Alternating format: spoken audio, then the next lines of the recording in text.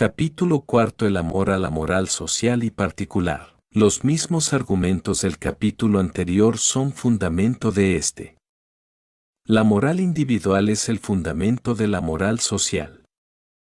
Se ha cometido un grave error en hacer depender la moral individual de la moral social. Lo mismo ocurrió al fundar algunos las organizaciones socialistas, debiendo recibir los individuos de la sociedad la parte que les correspondiese por sus aptitudes o por el trabajo desempeñado, lo que no puede ser justo, ni siquiera equitativo. Lo justo en este caso reside solo en la comuna sin fronteras, sin parcelas, sin propiedad y sin dinero, lo que ya esta escuela tiene codificado desde abril de 1912, a cuyo Código de Amor Universal tendrán que recurrir los hombres, vencidos por el fracaso en todos los sistemas gobernativos y anárquicos, los que les permitiremos que ensayen para su desengaño.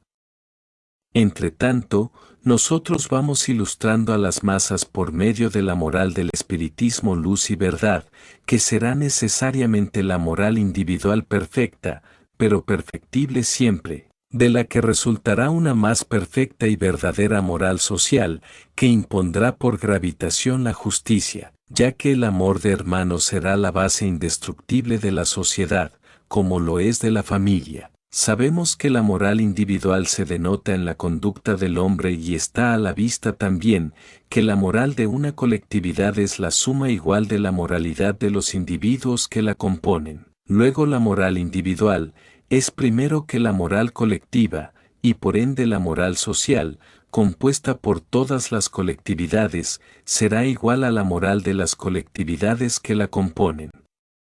¿Cómo puede, pues, depender el individuo de la sociedad para su moral y menesteres? En estos tópicos se han debatido hombres lumbreras como George, Marx y tantos otros que han tenido tantos partidarios como afligidos hay por la sociedad inmoral, compuesta de colectividades inmorales. Pero no es justo, aunque sea bueno, ese principio georgiano, marxista, etc.,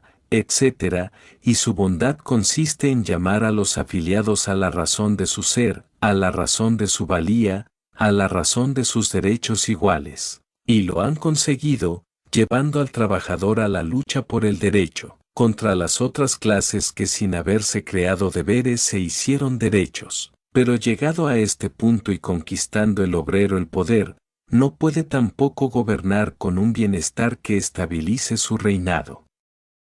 ¿Cuál es la causa? La imperfección humana, dicen unos, el egoísmo, dicen otros, el odio, digo yo, y por lo tanto, la inmoralidad individual, es la causa de que, conquistado el gobierno por el pueblo trabajador, no puede gobernar con paz y bienestar. Es que George, Marx y todos los que han tratado el problema del gobierno del mundo, lo hicieron desconociendo el derecho del espíritu, porque, o ignoraban, o fueron cobardes en abordar esa cuestión racional y matemática que encierra la reencarnación, sin la cual, ninguna humanidad podría regenerarse. Si cada espíritu viviera una sola vez como hombre o mujer, no podría ser más que lo que fuera en esa existencia.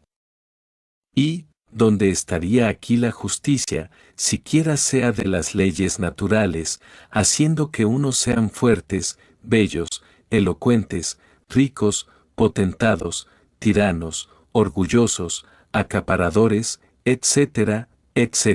brillando por sus creados o robados intereses, mientras otros pasan esa misma existencia enfermos, deformes, ignorantes, pasando hambre y reventando del trabajo como bestias, hostigados, perseguidos y sacrificados? No es posible cargar estas injusticias criminales al Creador, y es lo que hacen los que se meten a redentores de los trabajadores, sin conocimiento ninguno de la sabia ley de reencarnación, para la compensación necesaria al espíritu, autor y actor único del progreso. De este desconocimiento desgraciado, del que se encargó la religión, viene la falta de moral y la inmoralidad individual, de la que nace la sociedad inmoral también. La pólvora lo es, hasta el momento de explotar, que es el fin de su ley. Las doctrinas georgianas y marxistas, socialistas y anarquistas, son también la pólvora preparada para hacer explotar las conciencias, y después de la explosión queda a la vista y latente el trabajo realizado. Pero, ¿dejaréis que se reconstruya por sí solo el efecto causado por la fuerza de la pólvora? Queda entonces librado a la pericia del ingeniero, del arquitecto y del artista, ordenar matemáticamente, arquitectónicamente, el efecto de esa fuerza ciega, bruta y sin conciencia. Absolutamente igual es una revolución levantada por las referidas doctrinas, que no son otra cosa sino consecuencias de la opresión supremática y destinadas a la explosión de los oprimidos, por lo que no pueden tener bases de construcción, desde que son la ley de las demoliciones. Y si otros factores no se interpusieran luego de la explosión revolucionaria, la revolución seguiría y acaso y sin acaso, se perdería el fruto que debe resultar del levantamiento del pueblo oprimido. Esos factores que se interponen entre la revolución y los revolucionarios, son muchos, pero los principales son los principios filosóficos, estableciendo bases de justicia vindicatoria, que hace reflexionar a los mismos revolucionarios, cuyos principios hacen las veces del ingeniero matemático, que aprovecha los efectos causados por las doctrinas revolucionarias, señalándoles el límite de su existencia, que era hacer la explosión de una fuerza ciega llamada vindicta, de donde meramente no puede sobrepasar si ha de ser aprovechado el efecto. A ese respecto efectivo, el filósofo moral pone por delante al revolucionario el sentimiento de amor de sus seres queridos, por quienes explotó el hombre en su dignidad ofendida y resucita, mejor dicho, despierta el sentimiento fraternal, filial o paternal y deja la piqueta demoledora, para agarrar la paleta constructora, por el amor a los suyos primero, que aquí hace el oficio de arquitecto, y en segundo puesto, su raciocinio, su satisfacción de la ofensa vindicada, que sumadas estas razones de todos los luchadores, hacen las veces de artistas, y como demolieron, reconstruyen, pero a su gusto y voluntad, es decir, con la moral alcanzada por efecto de su lucha, de su explosión.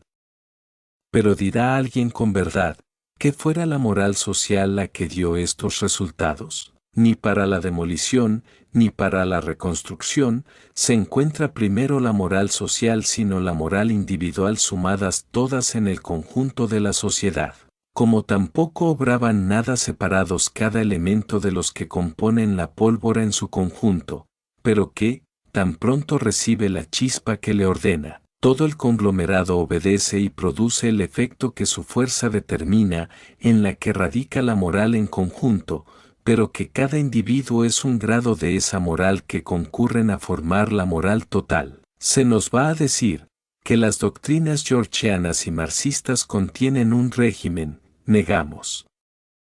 Lo que envuelven, sí, es el término de su influencia y de su potencia si queréis, pero no se puede coordinar la destrucción con la edificación, porque la una es acabar, morir, la otra es principiar, vivir. Que sea imprescindible destruir una montaña para sacar de su seno la piedra y la cal, con que hayamos de edificar la casa y la ciudad, es verdad, pero no se coordinan para la ley de la existencia, puesto que si aparece la casa y la ciudad, ha desaparecido la montaña que envolvía los materiales. Cuanto queramos filosofar en este punto, demostrará todo, que las doctrinas revolucionarias tienen su fin en la revolución y aquí caducan, pero como la montaña desaparecida sigue viviendo en las casas de la ciudad. Igualmente las doctrinas revolucionarias siguen viviendo en las leyes que forzosamente enseñarán los efectos palpables y latentes que dejaron la revolución,